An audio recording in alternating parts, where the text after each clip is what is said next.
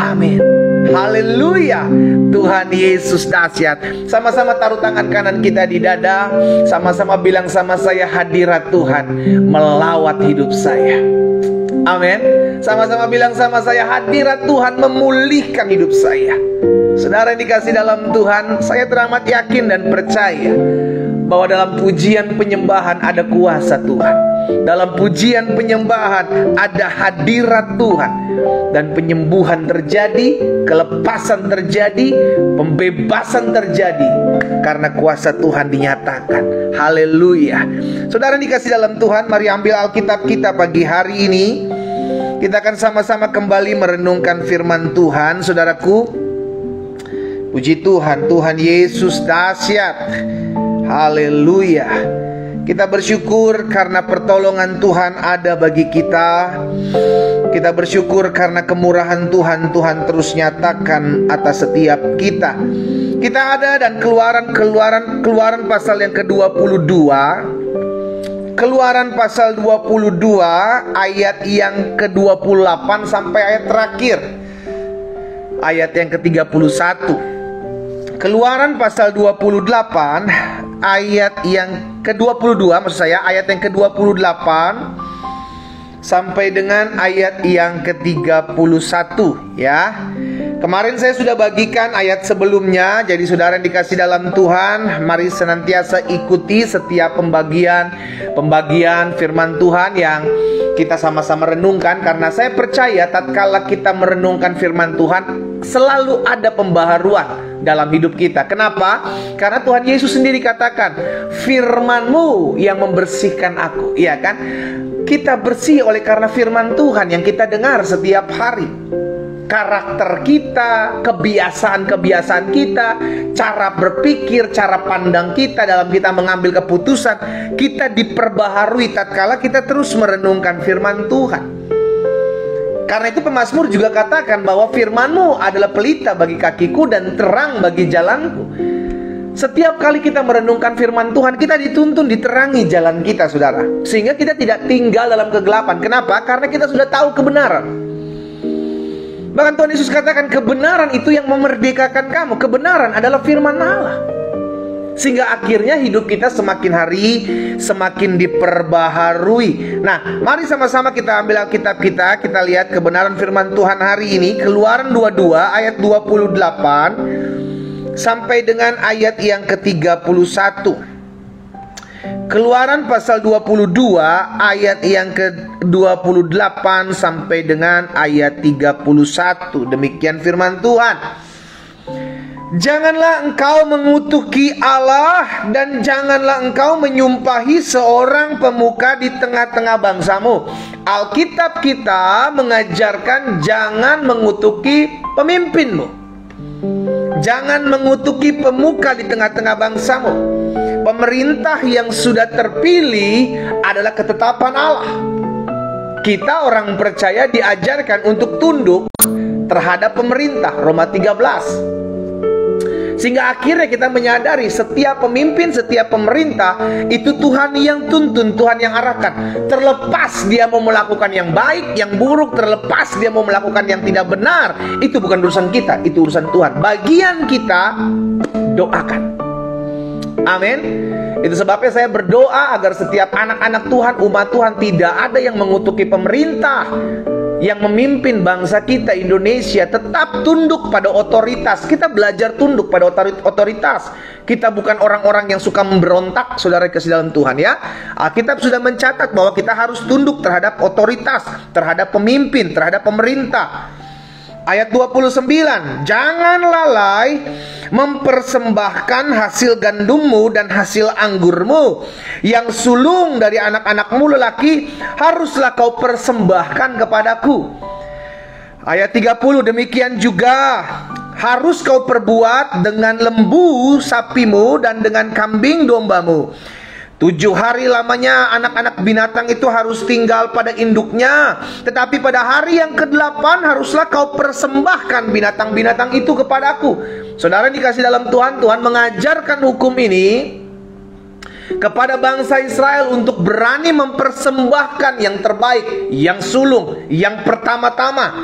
Bahkan di ayat 31, kalau saudara lihat selanjutnya yang terakhir, haruslah kamu menjadi orang-orang kudus bagiku. Daging ternak yang diterkam di padang oleh binatang buas jangan kamu makan, tetapi haruslah kamu lemparkan kepada anjing. Jadi saudara dikasih dalam Tuhan, hari ini kita diingatkan bagaimana Tuhan mendelegasikan peraturan ini kepada bangsa Israel untuk mengingat bahwa Tuhan yang memiliki segala sesuatunya. Maksudnya apa? Itu sebabnya bangsa Israel diharuskan memberikan korban. Iya kan? Pada saat itu saudara dikasih dalam Tuhan memberikan yang terbaik. Korban yang terbaik. Ayat 29 bilang hasil gandummu, hasil anggurmu, anak sulung dari anak yang sulung dari anak-anakmu lelaki juga harus kau persembahkan kepadaku. Kambing domba, hewan, ternak harus kau persembahkan binatang-binatang itu kepadaku. Jadi Tuhan mengajarkan saudara dikasih dalam Tuhan untuk mempersembahkan, memberikan yang terbaik. Bukan hanya yang bisa kita berikan, tapi yang terbaik. Itu sebabnya kenapa Allah pernah menguji Abraham untuk memberikan Ishak. Persembahkanlah Ishak anakmu yang satu-satunya itu yang kau kasihi kepadaku. Abraham diuji di sini saudara yang dikasih dalam Tuhan. Untuk apa? Untuk melihat apakah Abraham mengasihi pemberiannya Tuhan atau Abraham mengasihi Tuhan. Nah, jadi pertanyaan buat setiap kita seperti ini. Pak Pendeta, bukankah Tuhan yang memiliki bumi beserta isinya? Lalu kenapa Tuhan meminta korban-korban ini kepada manusia? Baik korban ternak maupun korban hasil bumi. Kenapa Tuhan minta kepada manusia? Bukankah Tuhan pemilik semuanya? Bukankah Tuhan bisa ambil buat dirinya? Iya kan, pertanyaan itu kan sering datang saudara dikasih dalam Tuhan. Apakah Tuhan tidak mampu? No, Tuhan bisa karena bumi beserta isinya milik Tuhan. Tetapi ada hal, ada pesan yang Tuhan mau sampaikan tentang sesuatu yang berkata mempersembahkan ini. Nah, ini yang akan saya bagikan buat setiap kita pagi hari ini. Bahkan di dalam Roma 12, saudaraku, Roma 12 ayat yang pertama, Roma 12 ayat pertama bilang begini. Karena itu saudara-saudara, demi kemurahan Allah, aku menasihatkan kamu supaya kamu mempersembahkan tubuhmu sebagai persembahan yang hidup, yang kudus, yang berkenan kepada Allah. Itu adalah ibadahmu yang sejati. Bahkan Tuhan mengajarkan kepada setiap kita untuk mempersembahkan hidup kita kepada Tuhan. Bukan cuma sekedar apa yang kita punya, pemberian-pemberian dari Tuhan, tapi Alkitab juga mengajarkan hidupmu ini milik Tuhan. Hidupmu harus kau persembahkan kepada Tuhan sebagai persembahan yang hidup, yang kudus, dan yang berkenan kepada Allah. Jadi mempersembahkan sesuatu kepada Tuhan bukan karena Tuhan tidak mampu, bukan karena Tuhan tidak punya, tapi kita dilatih, kita belajar. Nah, saya mau bagikan hal ini saudaraku. Apa yang kita pelajari dari memberikan sesuatu kepada Tuhan, mempersembahkan, bukan karena Tuhan nggak bisa memiliki segala sesuatu yang kita berikan. No, semua yang kita punya milik Tuhan. Dia punya, dia bisa ambil. Tapi kenapa Tuhan melatih kita untuk mempersembahkan yang terbaik? Yang pertama, saya pelajari, kita dilatih agar tidak hidup bergantung kepada hal-hal material yang ada di dunia ini. Jadi kita dilatih untuk tidak terikat dengan pemberian Tuhan. Ini penting saudara, ini penting. Ya, jangan sampai kita udah berdoa, Tuhan berkati saya dengan pekerjaan, Tuhan berkati saya dengan ini, dengan itu. Ketika Tuhan sudah kasih, kita lupa karena hati kita, cinta kita bukan lagi terikat kepada sang pemberi, tetapi kepada pemberiannya. Ini yang sering terjadi. Sehingga akhirnya ada anak-anak Tuhan yang ketika ada masalah datang di gereja, ada pergumulan, hadir di gereja, setiap ibadah diikutin, dari ibadah hari Senin, Selasa, Rabu, Kamis sampai ibadah Minggu. Karena apa? Punya pergumulan. Ketika pergumulannya sudah dijawab Tuhan, ketika pergumulannya sudah diselesaikan oleh Tuhan, ketika hidupnya sudah diangkat oleh Tuhan, bangku di tempat di mana dia hadir sudah tidak ada lagi orang yang mendudukinya. Ketika ditanya, kemana kamu? Aduh maaf Pak Pendeta, saya lagi sibuk. Aduh maaf Pak Pendeta, orderan lagi banyak. Puji Tuhan, Tuhan kasih orderan. Tapi engkau lupa untuk bersyukur kepada Tuhan, seperti ketika engkau tidak memiliki apa-apa. Saudara yang dikasih dalam Tuhan, Tuhan sayang sama kita. Itu sebabnya pemberian terlalu mudah untuk Tuhan berikan dalam hidup kita. Tapi izinkan hari ini saya mengajak setiap kita untuk ingat, jangan kita terikat dengan pemberian Tuhan, tapi ikatkanlah diri kita dengan Sang Pemberinya. Ini penting. Itu sebabnya Tuhan mengajar kita, melatih kita untuk apa? Untuk memberikan korban, mempersembahkan yang terbaik. Hidup kita, bahkan apa yang kita punya, kita dilatih, saudaraku. Coba kita lihat dalam Ulangan 8 ayat 17 dan 18. Ulangan pasal 8 ayat 17 dan 18. Maka janganlah kau katakan dalam hatimu, kekuasaanku dan kekuatan tanganku lah yang membuat aku memperoleh kekayaan ini. Lihat, Tuhan sampaikan kepada Musa, sampaikan kepada bangsa Israel, kalau nanti engkau hidup diberkati, jangan kau bilang ini semua berasal daripada aku. Jangan kau bilang semua ini karena aku hasil daripada aku yang usaha. No, semua karena pemberian Tuhan. Ayat selanjutnya, tetapi haruslah engkau ingat kepada Tuhan Allahmu, sebab dialah yang memberikan kepadamu kekuatan untuk memperoleh kekayaan. Jadi kalau kita bilang kita bisa mengusahakan sesuatu sampai akhirnya kita hidup diberkati, kita bisa dapat ini, dapat itu, dipromosikan oleh Tuhan, bukan karena kita. Ingat, karena kita diberikan kekuatan untuk mendapatkan apa yang kita peroleh hari ini. Bukan karena kita, saudara. Bukan karena kita. Itu sebabnya kita dilatih untuk memberikan persembahan, korban persembahan kepada Tuhan, mempersembahkan yang terbaik kepada Tuhan. Untuk apa? Yang pertama, agar kita tidak terikat dengan hal-hal materi yang Tuhan percayakan dalam milik kita. Abraham diujinya kan seperti itu. Kerinduan Abraham untuk memiliki keturunan, Tuhan bilang, aku kasih Ishak. Udah dikasih, diminta sama Tuhan. Sederhana, tujuannya supaya Tuhan mengajar Abraham, melatih Abraham agar tidak terikat dengan pemberiannya. Karena Abraham tahu Tuhan yang memberi kok. Tuhan bisa sekali memberikan kembali, memberikan yang baru, kalau memang Tuhan izinkan ambil hal itu.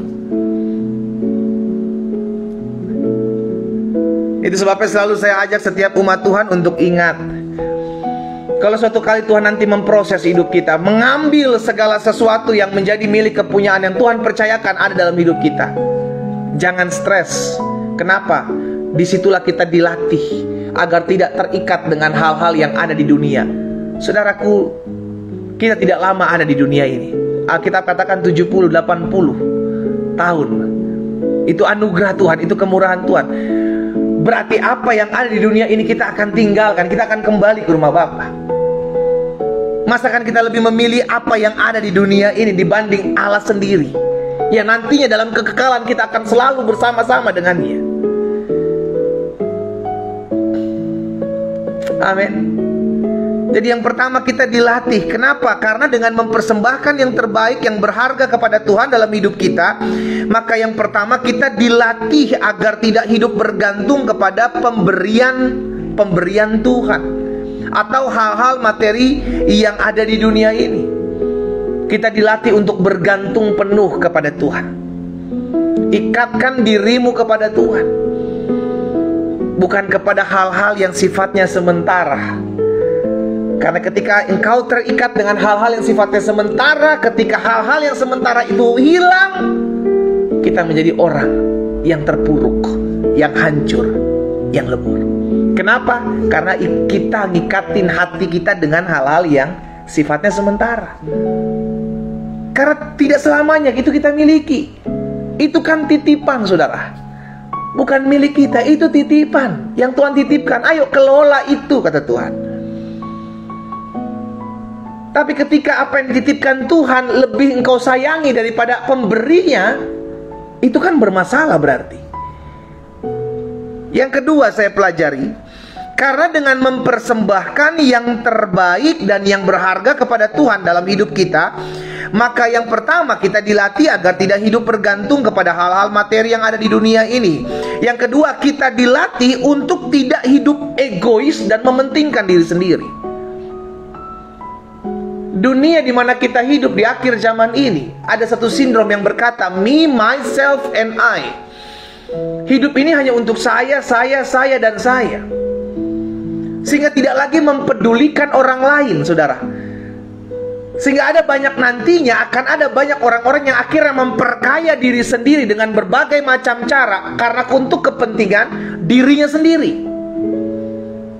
Tidak lagi mementingkan orang lain, tidak lagi menjadikan hidupnya berkat buat orang lain. Karena panggilan kita, ingat, kita harus berguna bagi orang lain. Itu sebabnya Yesus katakan, "Kau adalah terang, kau adalah garam dunia."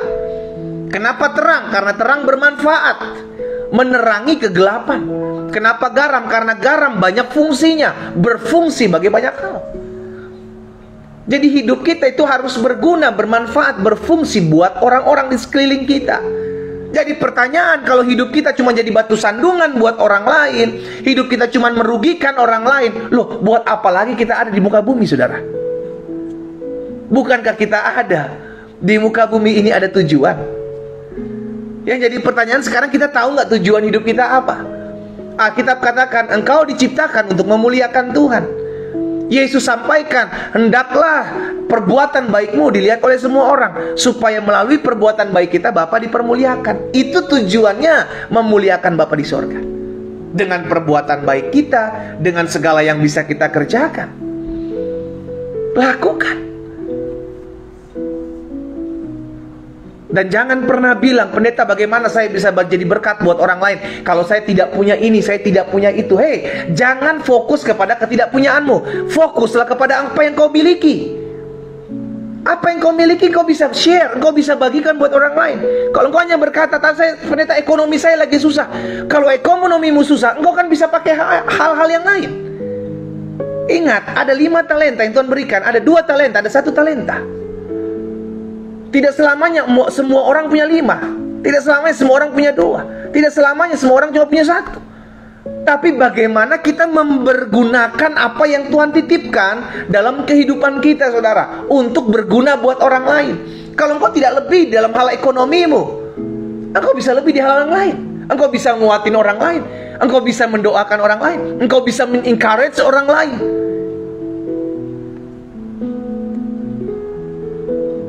Amin. Pokoknya apa yang bisa kita lakukan, lakukan. Alkitab katakan, persembahkan hidupmu. Berarti apa yang ada pada hidup kita, bukan apa yang tidak ada, saudaraku. Jangan fokus kepada apa yang tidak ada. Karena ketika kita fokus dengan apa yang tidak ada, maka kita tidak akan pernah bisa jadi berkat buat orang lain. Karena kita punya mengasihi diri kita sendiri. Terus mengasihani, saya mah gak bisa apa-apa, saya mah gak berguna, saya mah gak berfungsi. Sekalipun kau sedang diproses dalam hal apapun, bukan berarti kau tidak bisa menguatkan orang lain. Ada sampai saat ini ada orang-orang yang rumah tangganya masih digoncangkan, tapi dia bisa menguatkan rumah tangga orang lain. Ada orang-orang yang ekonominya hari-hari ini sedang digoncangkan, tapi dia bisa mendoakan orang lain sehingga orang lain dipulihkan. Ada. Berarti bukan soal apa yang gak bisa kita buat, no, tapi apa yang bisa kita buat orang lain. Saudara, Alkitab katakan dalam Galatia 6 ayat 2 dan ayat 3. Alkitab Galatia 6 ayat 2 dan ayat 3 bilang begini. Bertolong-tolonganlah menanggung bebanmu, demikian kamu memenuhi hukum Kristus. Loh, bagaimana saya bisa menolong kalau saya nggak punya ini, saya nggak punya itu? Loh, stop bilang nggak punya. Apa yang kau punya? Buat itu. Makanya di ayat selanjutnya, ayat 3 bilang begini, sebab kalau seorang menyangka bahwa dia berarti, padahal ia sama sekali tidak berarti, ia sedang menipu dirinya sendiri. Sama-sama taruh tangan kanan kita di dada. Sama-sama bilang sama saya, hidup saya harus berarti buat orang lain. Amin. Hidup saya harus berarti buat orang lain. Hidup harus berarti buat orang lain. Apapun yang bisa kita buat. Jangan fokus kepada kekurangan kita.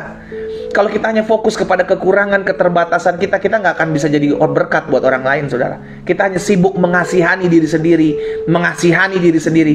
Inilah yang terjadi di sindrom akhir zaman. Me, myself, and I. Saya belum punya ini, pendeta. Saya belum bisa lakukan ini, pendeta. Saya belum bisa kerjakan ini. Saya, dan saya terus. Sekarang coba ayo action dong, melangkah dong.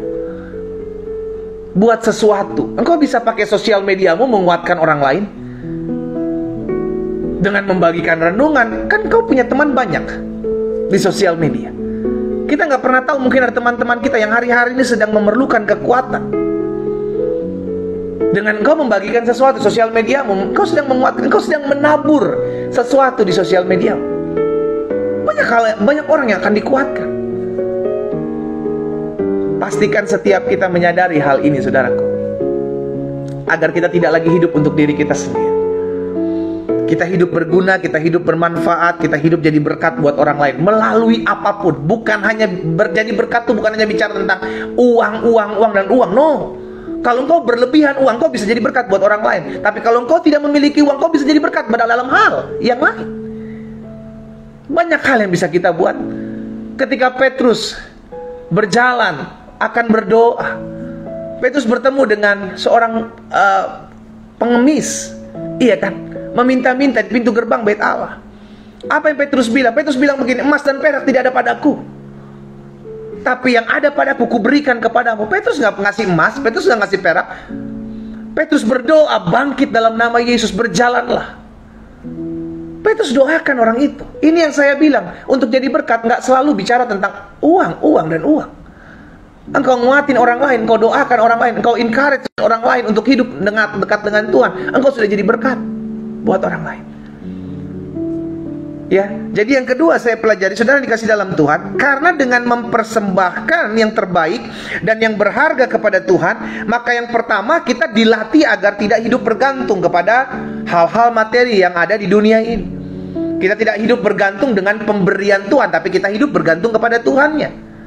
Yang kedua, karena dengan mempersembahkan yang terbaik dan berharga dalam kehidupan kita, maka kita dilatih yang kedua untuk tidak hidup egois dan mementingkan diri sendiri. Orang kalau udah hidup egois, mementingkan diri sendiri, sudah dikasih dalam Tuhan, dia akan menghalalkan segala cara. Gak peduli ngelihat orang lain disikat, gak peduli ngelihat orang lain menderita. Yang penting saya berhasil, yang penting saya diberkati, yang penting saya diangkat, yang penting saya sikat orang lain gak apa-apa. Itu jahat, saudara. Ujung-ujungnya dia akan tarik orang yang di atas dia, sikut orang yang ada di samping dia, injak orang yang ada di bawah dia. Dimanapun dia ditempatkan, dia nyusahin orang. Kalau hidupnya udah jadi apa? Mementingkan diri sendiri, egois, ya.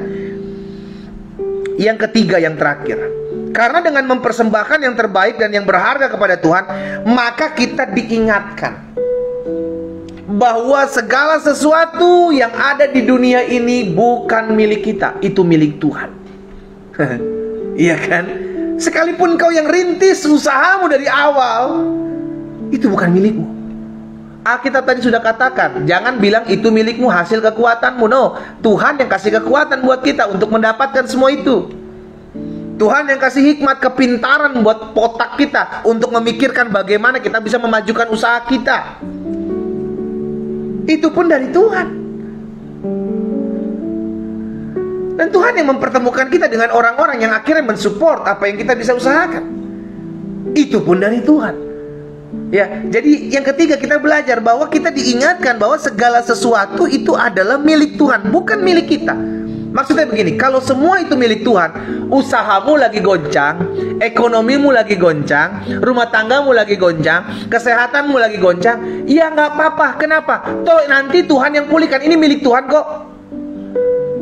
Bagian saya lakukan apa yang bisa saya lakukan. Kalau semuanya diizinkan Tuhan lagi bergoncang, berarti ada sesuatu yang Tuhan sedang membuat. Ada sesuatu yang Tuhan sedang akan kerjakan. Kan semua milik Tuhan. Miliki pemikiran sama seperti Ayub. Ayub bilang, dengan telanjang aku keluar dari kandungan ibuku, dengan telanjang aku pulang kepada Allah. Gak bawa apa-apa. Kalau Tuhan izinkan ada segala sesuatu digoncangkan dalam kehidupan kita, kita belajar untuk berserah. Tuhan, semua ini milik Tuhan. Kalau memang Tuhan izinkan untuk tergoncang, ya gak apa-apa. Terus saya percaya Tuhan pasti akan memulihkan. Orang semua milik Tuhan kok. Kenapa ada banyak orang stres, takut, bimbang? Karena terlalu terikat dengan apa yang ada di dunia ini.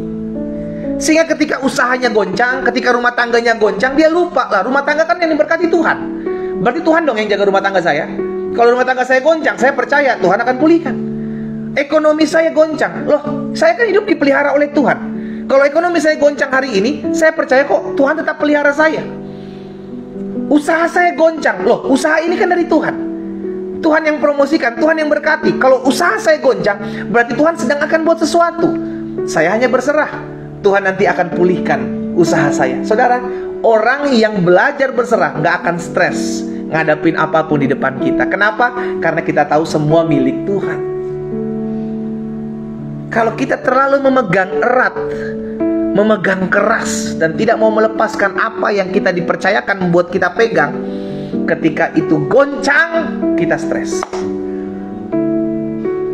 Maka tidak sedikit orang-orang ketika mengalami pandemi, ada goncangan ekonomi, goncangan usaha, akhirnya stres, tertekan.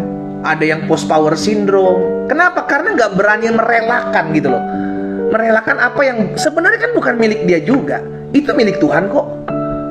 Sadar, makanya semua itu di dunia ini milik Tuhan. Jadi kalau Tuhan izinkan diambil, ya lu gak stres. Karena itu punya Tuhan, bukan punya kita.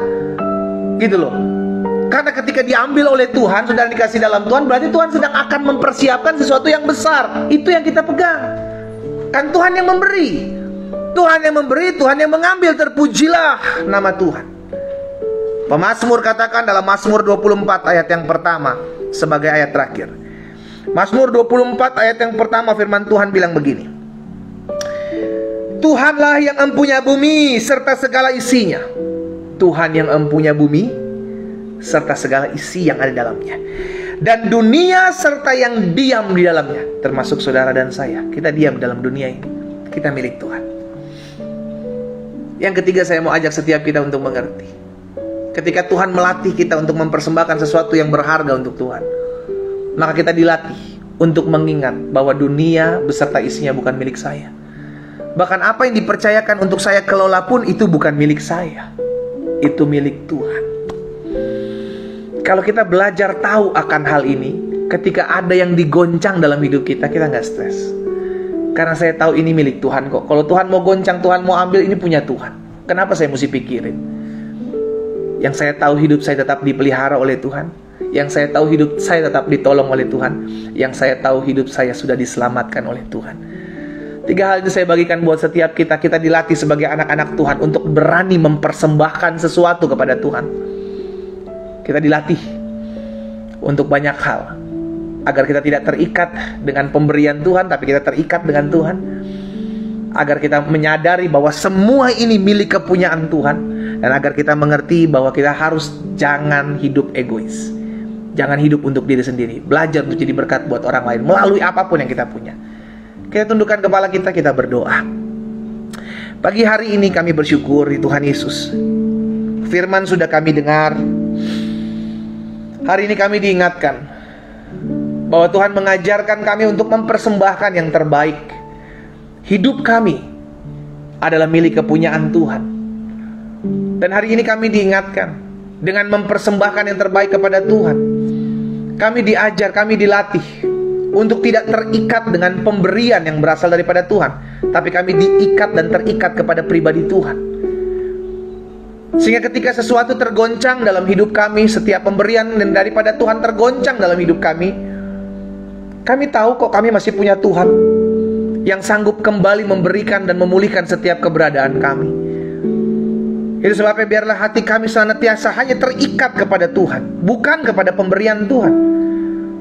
Hamba berdoa kalau ada anak-anak Tuhan yang hari-hari ini ekonominya tergoncang, rumah tangganya tergoncang, kesehatannya tergoncang, usahanya tergoncang, Tuhan ingatkan kami bahwa dunia ini beserta isinya adalah milik Tuhan. Dan memang itulah yang harus terjadi, bahwa Tuhan akan menggoncangkan segala sesuatu yang ada di bawah kolong langit, sehingga yang tinggal tetap adalah yang tidak tergoncangkan, yakni iman kami kepada Kristus. Hari ini kami datang kepada Tuhan. Kami berdoa, Tuhan pakai hidup kami, sehingga kami tidak menjadi orang-orang yang egois, yang hanya mementingkan diri kami sendiri, yang hanya fokus kepada diri kami sendiri. Tapi izinkan kami jadi berkat buat orang lain dengan apapun yang kami bisa buat, melalui harta benda kami, melalui kepintaran kami, melalui kekuatan kami, apapun yang Tuhan percayakan dalam hidup kami. Kami mau berguna, kami mau bermanfaat buat orang lain, sehingga melalui hidup kami nama Tuhan Yesus dipuji dan dipermuliakan. Ini kami, utus kami, ini kami, pakai kami Allah. Di dalam nama Tuhan Yesus, hamba berdoa menyerahkan setiap umat Tuhan. Kalau ada di antara mereka yang hari-hari ini sedang ragu, sedang bimbang, biarlah Roh Kudus jamah hati hidup mereka.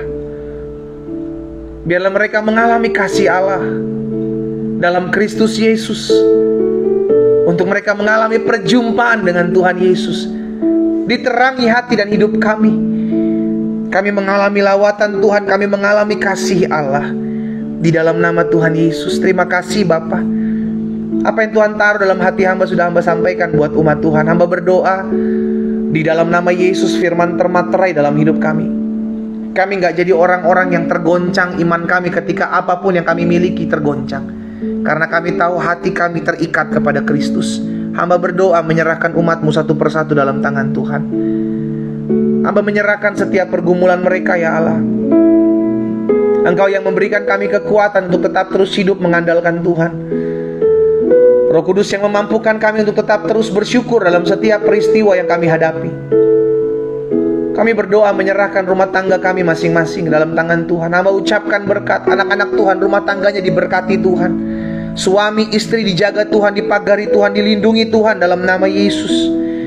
Sehingga rumah tangga mereka ada dalam perlindungan Tuhan, ada dalam berkat-berkat Tuhan. Berkat-Mu juga ada ya Tuhan buat setiap ekonomi daripada anak-anak Tuhan, sehingga ekonomi mereka dipulihkan Tuhan. Usaha pekerjaan mereka diberkati Tuhan dalam nama Yesus. Apapun yang mereka kerjakan dibuat tangan Tuhan berhasil. Di dalam nama Tuhan Yesus, hamba menyerahkan satu persatu umat-Mu dimanapun mereka berada dalam tangan Tuhan yang kuat. Tuhan tuntun, Tuhan arahkan, Tuhan terangi dalam seluruh jalan-jalan Tuhan yang sempurna. Hamba berdoa dan hamba ucapkan berkat dalam nama Yesus. Kami percaya tangan Tuhan memegang kami. Kami hidup memuliakan nama Tuhan. Kami hidup mengasihi Tuhan. Kami hidup terikat kepada Tuhan di dalam nama Yesus. Berkati juga setiap kesehatan anak-anak Tuhan dimanapun mereka berada pagi hari ini. Kalau ada yang sakit, hamba berdoa pagi hari ini firman-Mu tergenapi, disampaikan firman, disembuhkan mereka. Hamba ucapkan berkat, hamba ulurkan tangan hamba ya Tuhan. Di dalam nama Yesus, hamba mengangkat tangan, hamba mengarahkan kepada mereka yang sakit. Hamba percaya tanda-tanda ini menyertai orang percaya. Ia akan tumpangkan tangan atas orang sakit dan orang sakit itu menjadi sembuh. Di dalam berkat nama Bapa, Anak dan Roh Kudus, dalam nama Tuhan Yesus, turunlah kuasa Tuhan dalam hidupmu. Engkau yang sakit hari ini sudah terima dan jawaban Tuhan dinyatakan dalam hidupmu. Di dalam nama Yesus engkau sembuh oleh kuasa bilur-bilur Yesus. Dalam nama Yesus, dalam nama Yesus, jadi sembuh, jadi sembuh, jadi sembuh. Di dalam nama Tuhan Yesus, oleh bilur-bilur Yesus, kami yang sakit, kami terima kuasa, kami terima kesembuhan, kami terima mujizat terjadi dalam nama Yesus atas hidup kami. Bapa terima kasih. Hamba menyerahkan umat-Mu satu persatu dalam tangan Tuhan. Orang-orang muda yang mengikuti dalam kesetiaan mereka mencari Tuhan, biarlah Allah memberkati masa muda mereka. Kalau ada orang-orang tua yang berdoa anak-anaknya diselamatkan, biarlah Tuhan anugerah-Mu ada atas mereka. Mereka mengalami kuasa dan lawatan Tuhan dinyatakan. Berkati orang-orang muda yang mengikuti doa pagi hari ini Tuhan, sehingga pekerjaan, usaha, masa muda mereka diberkati oleh Tuhan. Hari depannya dahsyat, hari depannya luar biasa. Apa yang mereka cita-citakan diberkati Tuhan. Mereka naik dan bukan turun, menjadi kepala dan bukan ekor, sebab berkat-Mu turun atas melimpah atas masa muda mereka. Diberkati mereka dengan pasangan hidup yang berasal daripada Tuhan, yang takut akan Tuhan, mengasihi mereka, terjadi dalam hidup atas hidup mereka di dalam nama Yesus. Terima kasih Bapa. Ada rumah tangga yang hari-hari ini berdoa untuk mendapatkan keturunan. Tuhan juga buka jalan dalam hidup mereka, sehingga mereka dipercayakan keturunan-keturunan ilahi dalam rumah tangga mereka. Di dalam nama Yesus hamba berdoa. Terima kasih Tuhan Yesus. Hamba menyerahkan masing-masing umat-Mu ke dalam tangan Tuhan yang kuat. Allah memberkati, Allah menopang, Allah menyertai setiap mereka. Apapun yang mereka gumuli hari-hari ini, mereka tetap terus kuat mengiring Tuhan. Terima kasih Tuhan Yesus. Hamba berdoa juga kalau ada di antara mereka yang hari-hari ini cari pekerjaan, Tuhan buka jalan. Tuhan tolong di dalam nama Yesus mereka menemukan tempat-tempat bekerja sesuai dengan kapasitas yang mereka miliki, dan berkat daripada Tuhan mereka terima. Melalui tempat mereka akan bekerja di dalam nama Tuhan Yesus. Anugerah-Mu ada atas hidup setiap kami umat-Mu yang mengandalkan Tuhan. Di dalam nama Tuhan Yesus. Terima kasih Bapa yang baik. Pada akhirnya hamba berdoa menyerahkan kota di mana kami tinggal. Kota kami diberkati Tuhan, ekonomi kota kami maju, kota kami aman, dijaga dalam perlindungan Tuhan, dalam nama Yesus. Bahkan kami berdoa ya Tuhan, buat kota-kota dimanapun kami tinggal, yang ada di mana ada oknum-oknum intoleran yang membuat kami anak-anak Tuhan sulit beribadah. Kami berdoa bagi mereka, kami ucapkan berkat bagi mereka di dalam nama Yesus. Tuhan jamah hidup mereka, sehingga setiap oknum-oknum intoleran yang membuat anak-anak Tuhan sulit beribadah di kota-kota kami dijamah dilawat Tuhan dalam nama Yesus. Mereka mengalami kasih Allah, mereka mengalami perjumpaan dengan Yesus secara pribadi. Terima kasih Bapa. Kami berdoa buat bangsa kami Indonesia, selamatkan Tuhan. Pagari Indonesia dengan pagar perlindungan Tuhan. Berkat-Mu ada atas bangsa kami, dijaga, dilindungi, dipagari bangsa kami. Ekonomi bangsa kami ucapkan berkat, maju, bertumbuh, diberkati Tuhan. Hasil-hasil bumi bangsa kami baik adanya di dalam nama Yesus. Berkat-Mu ada atas Indonesia. Pemimpin-pemimpin kami serahkan dalam tangan Tuhan. Kami berdoa buat pemerintahan bangsa ini ya Tuhan. Berkati Bapak Presiden, berkati Wakil Presiden, berkati jajaran menteri yang ada Tuhan. Berkati Panglima TNI, berkati Kapolri beserta jajaran mereka. Berkati para gubernur, para bupati, para wali kota, para camat, lurah, RT RW atas bangsa kami. Pemimpin-pemimpin ini kami serahkan dalam tangan Tuhan yang kuat. Bahkan kalau ada anak-anak Tuhan yang tinggal di luar Indonesia, diberkatilah bangsa-bangsa, negara-negara di tempat di mana mereka tinggal. Diberkati Tuhan, pemerintahannya, ekonominya diberkati Tuhan, sehingga anak-anak Tuhan yang tinggal di luar Indonesia pun hidup dalam kasih karunia dan anugerah Tuhan. Kami berdoa ya Tuhan buat Turki secara khusus, pemeliharaan, pertolongan, anugerah Tuhan ada. Anak-anak Tuhan yang ada di sana Tuhan jaga, Tuhan pagari, Tuhan lindungi, jauhkan dari segala berbara bahaya. Di dalam nama Tuhan Yesus ada mujizat terjadi di sana. Ada pemeliharaan, ada pertolongan Tuhan terjadi di sana. Dalam nama Yesus, buat daerah-daerah di bangsa kami yang terkena bencana, biar Tuhan juga yang campur tangan. Ada hal-hal baik yang terjadi pasca bencana di dalam nama Tuhan Yesus. Kami terus berdoa sehingga Tuhan jaga bangsa kami, Tuhan jaga negara kami di dalam nama Tuhan Yesus. Terima kasih Bapa. Pada akhirnya kami berdoa menyerahkan 2024 di mana akan adanya pesta demokrasi, pemilihan umum. Kami doa sehingga keadaan aman, keadaan kondusif, dijauhkan dari mara bahaya, dijauhkan dari setiap roh pemecah belah, roh adu domba. Di dalam nama Yesus kami patahkan kuasanya. Allah memberkati mereka yang bekerja, baik KPU, Bawaslu. Tuhan tolong partai-partai yang terpilih, Tuhan terangi, Tuhan tuntun, sehingga setiap keputusan, setiap kerja mereka diberkati, dituntun oleh Tuhan dengan hati nurani dan kasih Tuhan di dalam nama Yesus. Terima kasih ya Bapa. Kami menyerahkan ke dalam tangan Tuhan yang kuat. Berkat-Mu ada atas masing-masing kami. Kami berdoa hidup kami dipelihara Tuhan sepanjang hari ini.